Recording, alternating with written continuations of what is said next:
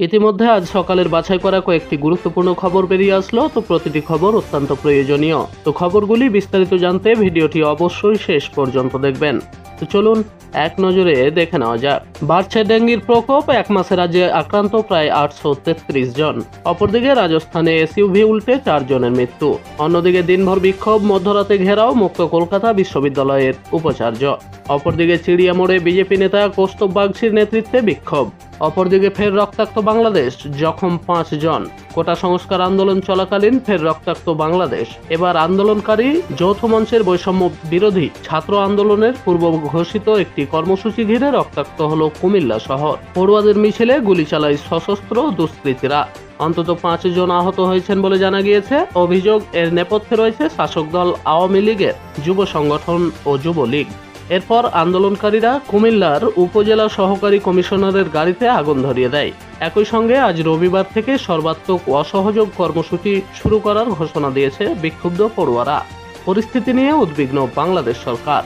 অপরদিকে আসানসোলে জলে ভেসে মৃত 3 জন। প্রবল বৃষ্টির জেরে শুধু আসানসোলেই জলের তোড়ে ভেসে গিয়ে মৃত্যু হয়েছে 3 জনের। এই খবর জানিয়েছে স্থানীয় তৃণমূল বিধায়ক তথা রাজ্যের মন্ত্রী মলয় ঘটক। মৃতের নাম চঞ্চল বিশ্বাস, রোহিত রায় এবং ইসিএল কর্মী গৌরাঙ্গ রায়।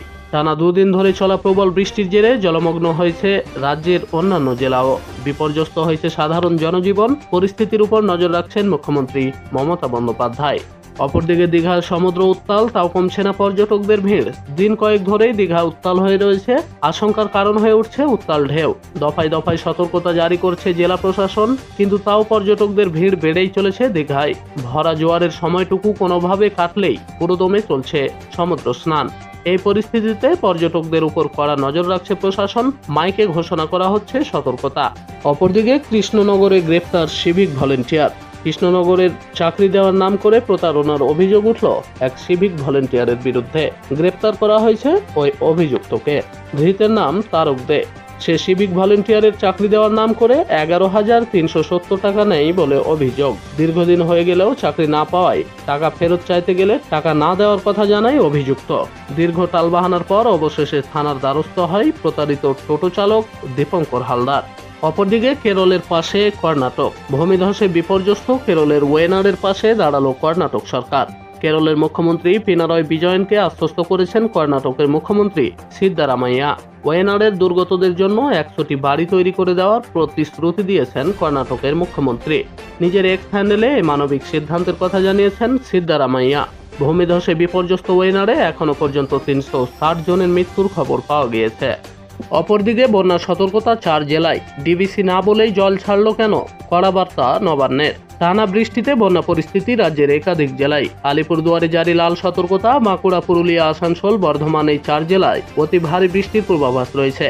তাই শনিবারের বৈঠকে এই 4 জেলা নিয়ে বিশেষভাবে সতর্ক করলেন রাজ্যের মুখ্য সচিব। সেই সঙ্গে ডিভিসিকে কড়া বার্তা নবান্নের। সেচ দপ্তরের সঙ্গে কথা বলে তবেই জল ছাড়তে হবে, ইচ্ছামতো জল ছাড়া যাবে না। ডিভিসির চেয়ারম্যানকে বার্তা দিলেন রাজ্যের মুখ্য সচিব। এদিন সকালেই ডিভিসি জল ছেড়েছে একাধিক জলধারা থেকে। তার জেরে হুগলি, বীরভূম, মেদিনীপুরে একাধিক এলাকা বন্যা পরিস্থিতি তৈরি হয়েছে। এই পরিস্থিতি কাম্য ছিল না, জানিয়েছেন মুখ্য সচিব। অপরদিকে ফুঁসছে নিম্নচাপ, জলে ভাসবে দক্ষিণবঙ্গ, ভয়ের কথা শোনালো আলিপুর আবহাওয়া দপ্তর।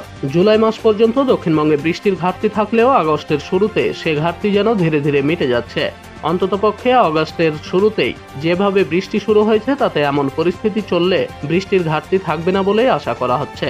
তবে আবার অতিরিক্ত বৃষ্টির কারণে দক্ষিণবঙ্গের বিভিন্ন জায়গায় সমস্যা তৈরি হওয়ার মতো ভয়ের পরিস্থিতিও তৈরি হচ্ছে। আবহাওয়া দপ্তর থেকে যা পূর্বাভাস দেওয়া হয়েছে তাতে দক্ষিণবঙ্গের পাশাপাশি গোটা রাজ্যেই চলবে বৃষ্টিপাত। দক্ষিণবঙ্গের জুলাই মাস পর্যন্ত সেভাবে বৃষ্টি দেখা না মিললেও এবার মূলত নিম্নচাপের কারণে বৃহস্পতিবার থেকে অতিবৃষ্টি শুরু হয়েছে।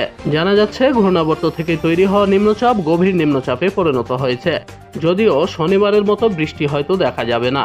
হাওয়া অফিসের পূর্বাভাস অনুযায়ী আগামী কয়েকদিন রাজ্যের সমস্ত জেলাতে বৃষ্টি বজায় থাকবে।